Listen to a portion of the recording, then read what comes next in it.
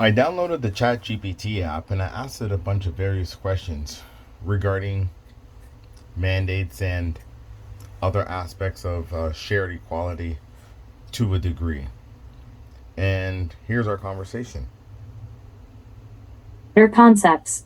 What would happen to the economy if you mandated profit sharing through all companies and mandated all employees to purchase shares within the company but not to prohibit them from also getting shares elsewhere? G. Mandating profit sharing and requiring employees to purchase shares in their companies could have various effects on the economy. On one hand, it might promote a sense of ownership and engagement among employees, potentially leading to increased productivity and innovation. It could also help address income inequality by providing more people with a stake in the success of businesses. However, such mandates could also lead to challenges.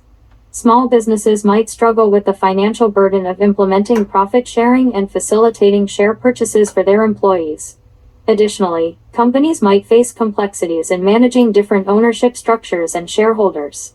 The impact would likely depend on the specifics of the implementation, the size of companies, the sectors involved, and the overall economic environment. It's important to carefully consider potential pros and cons before implementing such mandates. Better. What will those pros and cons look like? G. Certainly, here are some potential pros and cons of mandating profit sharing and requiring employees to purchase shares in their companies. Pros. 1. Employee engagement. Profit sharing and ownership can motivate employees to work harder, innovate, and contribute more to the company's success. 2. Reduced income inequality. Employees having a stake in the company's profits can help address income inequality by providing an additional source of income for workers beyond their wages. 3. Long-term focus. Employees who own shares may be more likely to think about the company's long-term success rather than short-term gains. 4. Better corporate governance. Shareholding employees might take a more active interest in company decisions and policies, leading to improved corporate governance. 5. Stability. Companies with a higher level of employee ownership might experience better stability during economic downturns, as employees would have a vested interest in preserving the company's health. Cons. 1. Financial burden on small businesses. Implementing profit sharing and share purchase programs could be challenging for small businesses with limited resources. 2. Administrative complexity. Managing profit distribution and share purchases can be complex, especially in larger companies with numerous employees. 3. Impact on cash flow. Mandatory profit sharing might strain a company's cash flow, especially in lean periods when profits are low. 4. Employee risk. Requiring employees to invest in company shares could expose them to financial risk if the company performs poorly or faces financial difficulties. 5. Conflict of interest. Employees may prioritize personal financial gain over the overall well-being of the company, potentially leading to conflicts of interest. 6.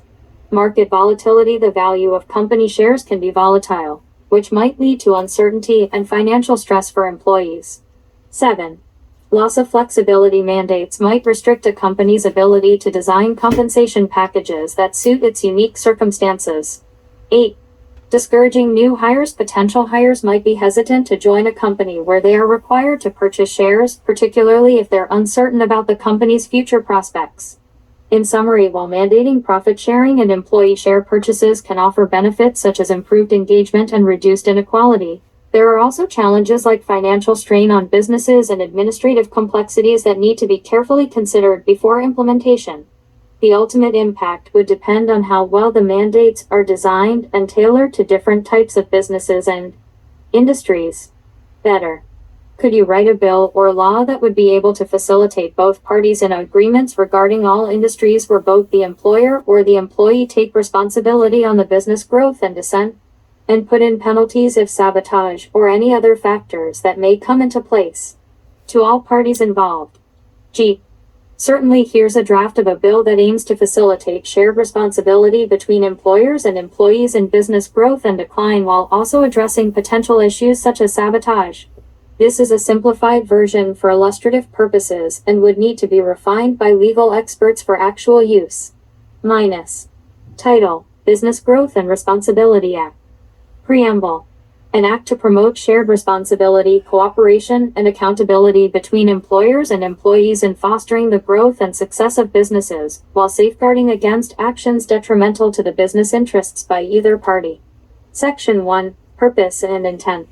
1.1 The purpose of this act is to encourage collaboration between employers and employees to achieve sustainable growth, stability, and success in businesses across all industries. 1.2 This act aims to establish guidelines for profit sharing, employee share ownership, and penalties in cases of sabotage or intentional harm to a business. Section 2. Profit sharing and employee ownership. 2.1 Employers are encouraged to implement profit-sharing programs to distribute a portion of the company's profits among its employees, fostering a sense of ownership and collective benefit. 2.2 Employers are also encouraged to offer employees the opportunity to purchase shares in the company, aligning the interests of both parties in achieving long-term success. Section 3. Collaboration and Accountability.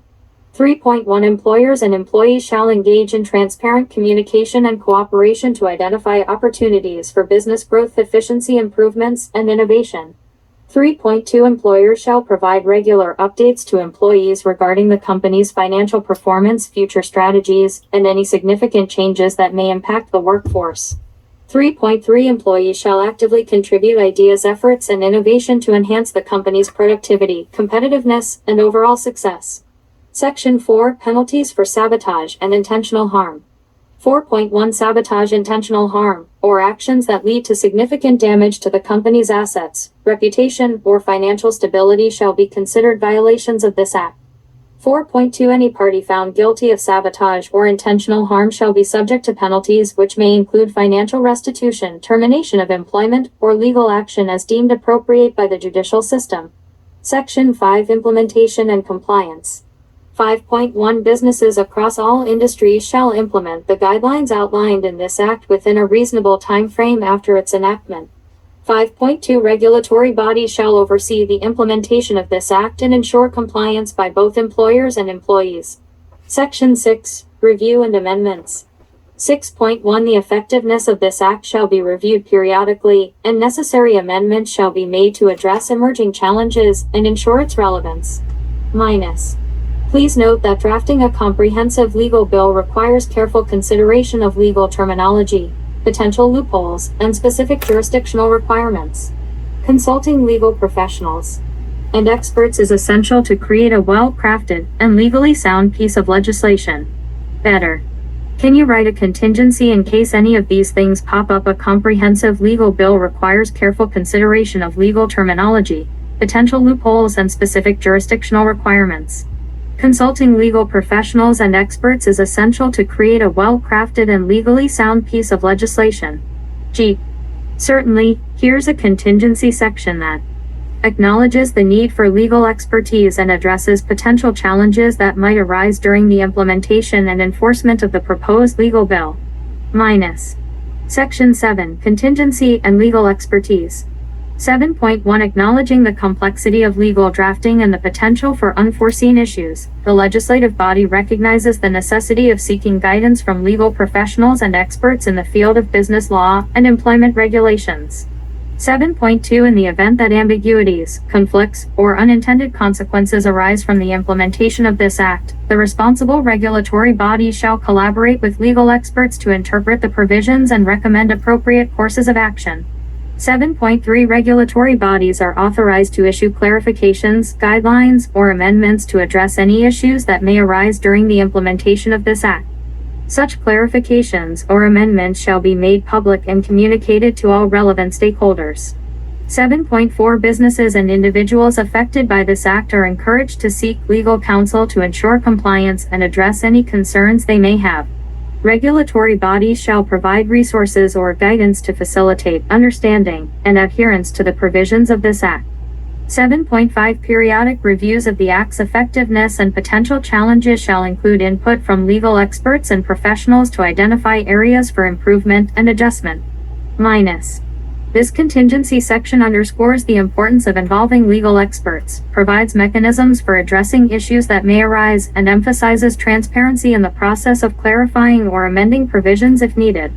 Remember that legal drafting requires precision, and seeking the assistance of legal professionals is crucial to ensure the final legislation is robust and legally sound.